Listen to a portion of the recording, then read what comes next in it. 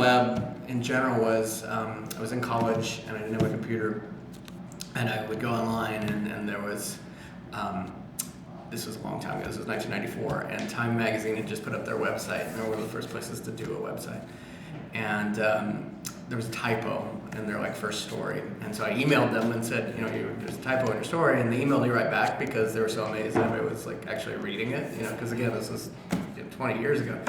And then I just kind of started up this conversation over email with the editor who emailed me back. This woman, Janice Castro, who's now a professor at Northwestern, and about 6 months later, she was like, we have an opening. Do you want a job? And I was like, maybe. And they flew. I was in Kansas at the time, and they flew me to New York.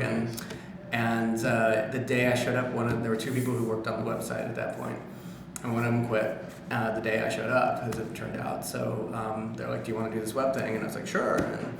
And that's kind of how I got started. Nice. Which was cool though in a way because it was early days and you got to do everything because they didn't really have anybody to do anything. So wow. Early on I learned how to code and learned how to learn the kind of coding you did then, which was pretty simple. Right. I mean when we were able to get a picture on the same page as Right, text, right. was amazing. We got a picture. Look at that, there's a picture. That was 6 months in. Oh It took my us that God. long to get to that point.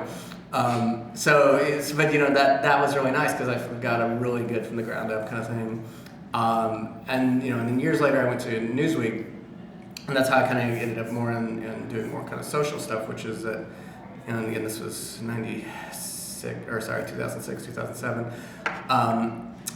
And when Twitter started and Facebook was starting to become a thing, Yeah. and Dig and Tumblr and all those things, one of my jobs at Newsweek was to sign up for all those and play around with them and see what they could be useful for Newsweek. So I started us on Twitter and on Reddit and Dig and all those things.